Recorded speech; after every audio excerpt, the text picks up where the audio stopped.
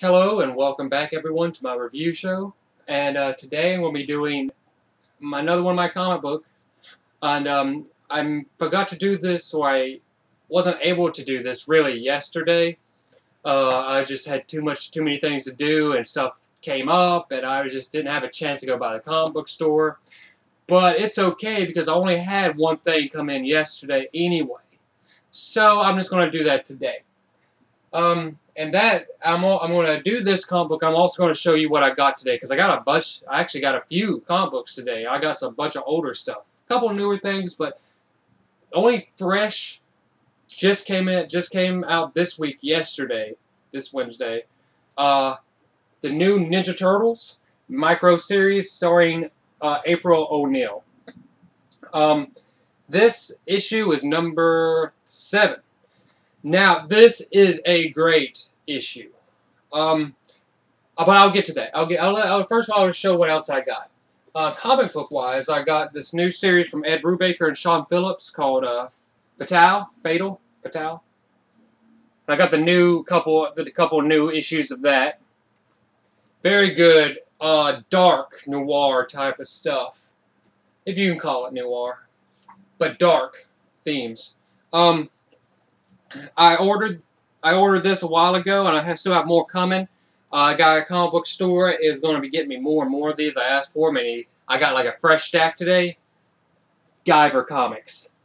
I got a whole bunch of Guyver comics. And if you can't tell that I like Guyver, yes, awesome. And I thought I was happy over this. But once I saw, I didn't even know he had these. But once I saw them, I picked them up. The first 6 issues of Toxic Avenger miniseries, oh my god. This is awesome. Awesome! Toxic Avenger 1 through 8, I'm sorry, of the first 8 issues of this from Marvel Comics 1991. I've been looking for these for a while, and I was elated to see that he had these. So awesome stuff. Love the Toxic Avenger. And last but not least, I got 4 mangas of Soul Eater, one of my new favorite mangas to read.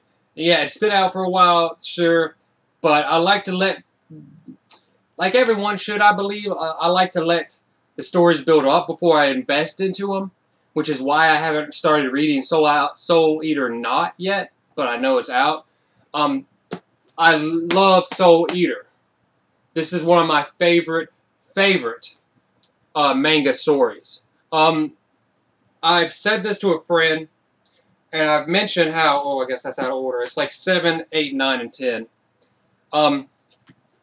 Their Bleach is pretty much one of the hottest mangas out there.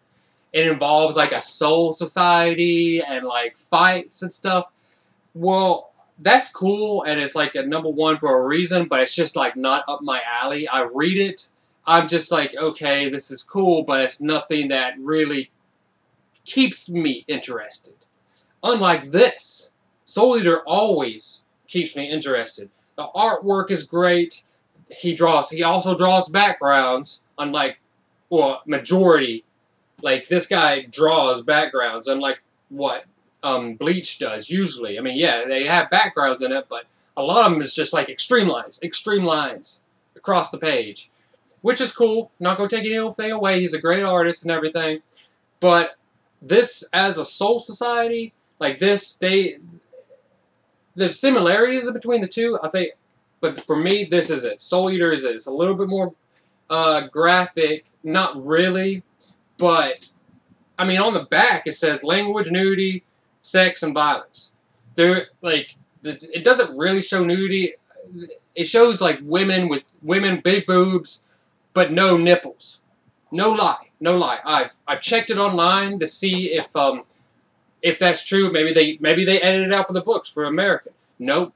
He just didn't draw nipples. I mean, I'm completely fine with that.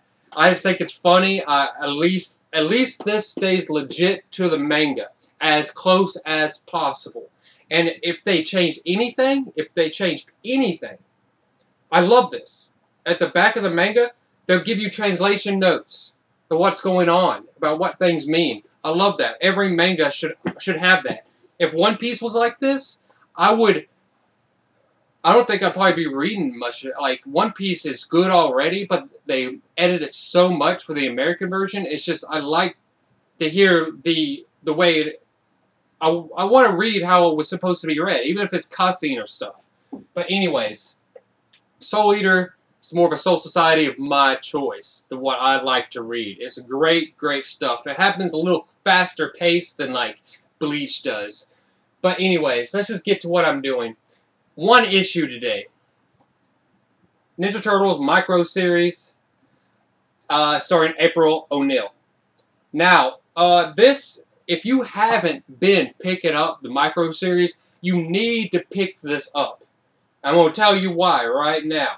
If you dig the older cartoon stuff, or in this particular instance, if you dig the live-action Ninja Turtles movies, pick up this issue. Now, you might be asking, just tell me why. Well, it's pretty much at the end of the issue, so let's get there.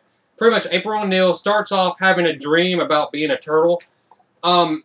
This is funny to me because if anyone else remembers back in like the early to probably like mid-90s or late 90s, it didn't last too long, maybe a half a season.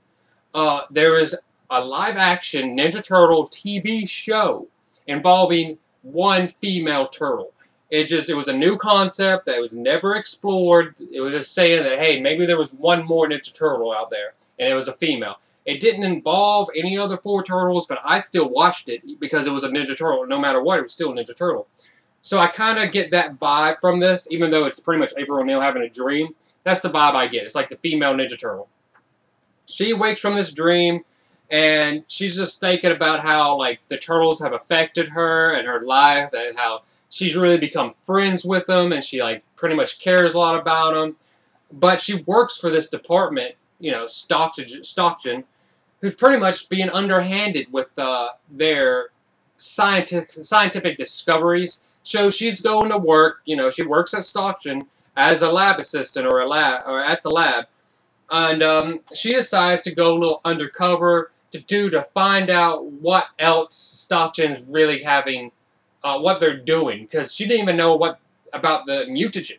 She didn't even know about that, what happened, like with what happened to the turtles. That was new. So she gets there, she snags someone else's tags, you know, they clip on, so she's able to get to, like, other labs, other undisclosed lab locations inside. And she walks into one of her other lab assistants that she works with, Chet, talking to one of Krang's rock body dudes, you know, the rock dudes. So they're already in the lab, and this is the first time she's seen him, and she's kind of wondering why Chet is so friendly with the dude, like not freaking out. So she's already starting to understand that people, like, there are underhanded things already still going on in this lab, and she wants to find out. So she's able to steal the turtle tracker, which you first saw in the Donatello Micro Series issue, when the scientists had to use they give the scientists a turtle tracker to find the turtles. So she steals that. And then she gets caught by the rock guy. And then she tries to walk away and get out. And then, like, there's something that happens real quick, and she's able to leave and, like, escape. But she finds this room filled with, like, other experiments.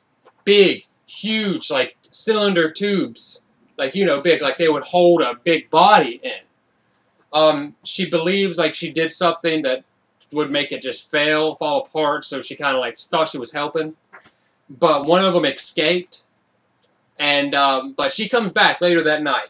After she was able to escape the rock guy, she comes back, steals, like, a little bit of the mutagen that was housed in this little area, and gets caught by the rock guy again. So she gets caught by the rock guy.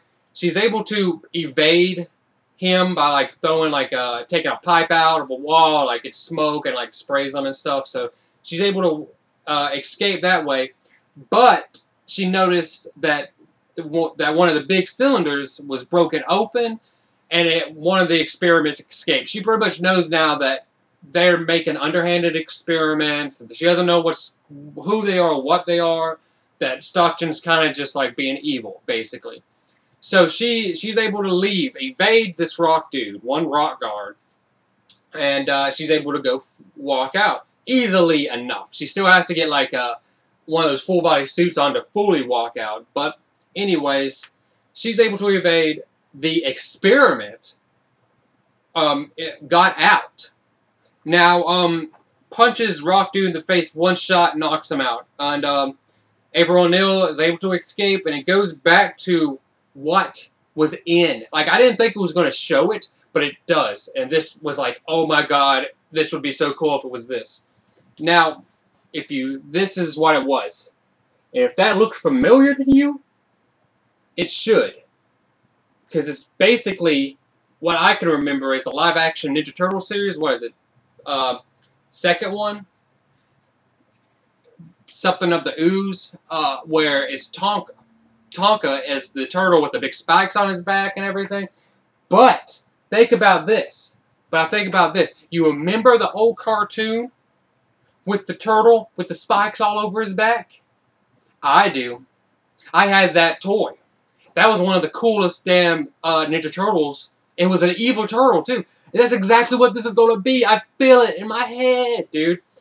Just like the cartoon. If you dig that stuff, you need to be getting this. If you haven't got the Micro Series yet, this is the one to pick up. And it's pretty...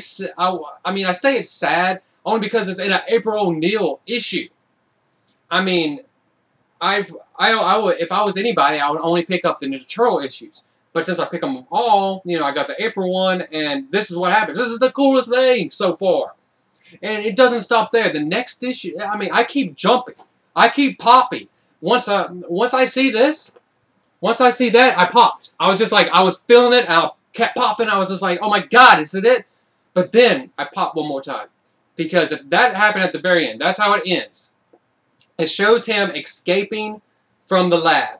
And April escaping herself. So they both escaped and they're free. Very, and then it shows me, what's going to happen the next issue of the Micro Series. Fugitoid. Oh my god, I got a huge pop for this. If they're bringing in Fugitoid, you know who else they're going to have to bring in? Triceratons. The Triceratons. This is probably, hands down, my opinion, hands down, one of the best story arcs in the Ninja Turtle series. Old school. Even in the cartoon. One of the best. I love that arc with the Triceratons. They go to the space. They try to, I don't know, in the cartoon, they made them, do fight. Which I love that part. You take them to a damn fight planet and make them fight all these other characters. And Triceratons are there and everything. I mean, in the comic book, old comic book issues, it's different. But the Fugitoid is part of the Triceratons arc. So, if you're bringing Fugitoid in, which you don't know anything about this guy. Not yet. I don't even know why they have him next issue. If they haven't even showed him up yet.